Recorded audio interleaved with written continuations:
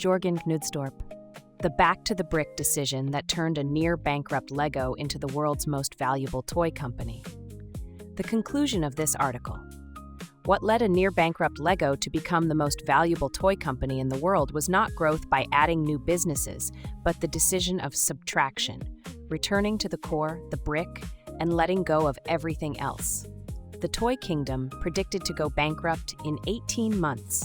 Lego, the brick toy loved by children around the world. But in the early 2000s, this toy kingdom was genuinely on the verge of collapse. In 2003, Lego posted a net loss of about $300 million. Sales fell about 30% in just 2 years, and some analysts even predicted that, at this rate, it will go bankrupt within 18 months. A family company that had lasted more than 70 years stood at the greatest crisis since its founding. The man who took the helm here was, at the time, only 35 years old. The decisions he made were not flashy new ventures, but rather a series of stopping and letting go. Why was Lego sinking? Surprisingly, what drove Lego into crisis was doing too much. In its hunger for growth, Lego had drifted away from its core business of bricks and reached out in every direction. The operation of theme parks, the Legoland parks, expansion into television programs, publishing, apparel and watches, in-house development of video game software, the huge number of unique parts that kept increasing with every new set.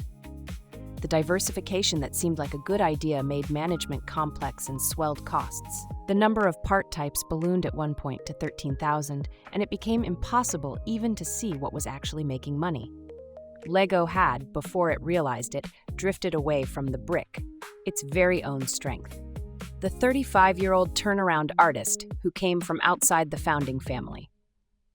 In September 2004, Lego made an exceptional personnel move. For the first time, it chose a CEO from outside the family of founder Ole Kirk Christensen. That was Jørgen Vig Knudstorp. He was a former McKinsey consultant and also a university researcher. He joined Lego in 2001 and in just a few years was promoted to the top of management. He was not someone who had risen through the ranks of toy making, but a person who could calmly diagnose the company from an outside perspective. Knudstorp's diagnosis was clear. Lego's illness was not the market's fault, but the fact that they had spread themselves too thin and lost sight of their core. His prescription was the exact opposite of an additive growth strategy. Back to the brick, the decision to stop adding. The principle Knudstorp raised for the rebuilding was a single one: back to the brick. We were trying to do too much. The origin of Lego is the brick itself, which draws out a child's creativity. First, he thoroughly cut the complexity of the products. He cut the number of part types from 13,000 to about 7,000, nearly in half. He cleared away unprofitable new ventures one after another. Rather than newness, he concentrated on the universal value of brick play. Instead of adding new products, subtract the waste. It looks plain at first glance, but complexity itself was the root of cost and confusion. Knudstorp knew that success is decided not by what you do, but by what you stop doing. Letting go of the sanctuary selling Legoland. The symbol of this was the sale of Legoland. Legoland embodied the Lego brand, a flagship and an internal sanctuary. But running theme parks requires enormous capital and specialized expertise, a business entirely separate from the core bricks. In 2005, Knudstorp sold control of the 4 Legoland parks to an investment fund for about $460 million. Letting go of a flagship business was a painful decision.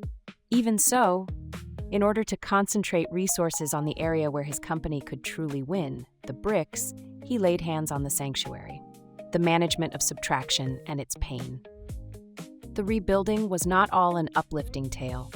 Knudstorp's reforms were a series of the pain of folding up businesses, the closure of company-owned retail stores, the halting of the publishing business, switching games from in-house development to licensing them out to others. Any business not essential to the core was let go of, through sale or outsourcing. He let go, one after another, of the things the company had been holding on to. Naturally, pain ran through jobs in the front lines. More than the courage to expand, it takes courage to fold up. Knudstorp's reforms embodied that difficulty, the V-shaped recovery that subtraction brought. And beyond the subtraction, the results followed. Lego, which had posted a net loss of about €259 million in 2004, turned to a net profit of about €181.5 million in 2008. It was a splendid V-shaped recovery.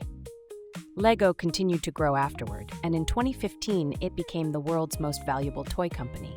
Sales reached about $5.5 billion and profit about $1.5 billion. A company that had been on the verge of bankruptcy now stood at the top of its industry.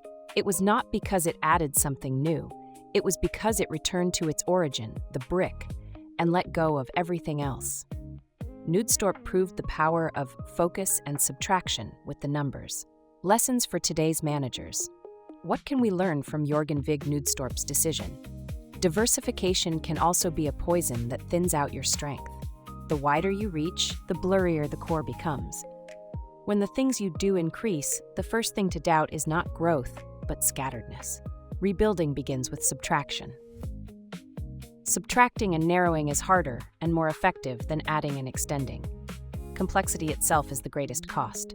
Re-examine the sanctuary first. Even a flagship like Legoland should be let go of if it is not the core business. What you must protect is not the signboard, but the core. Have the courage to fold up. The decision to fold up requires as much nerve as the decision to expand. Can you let go of the business you yourself raised? Are all the things your business is doing truly necessary? What is your own brick, the core you must never let go of? What saved a near-bankrupt Lego was not addition, but courageous subtraction. Thank you for watching.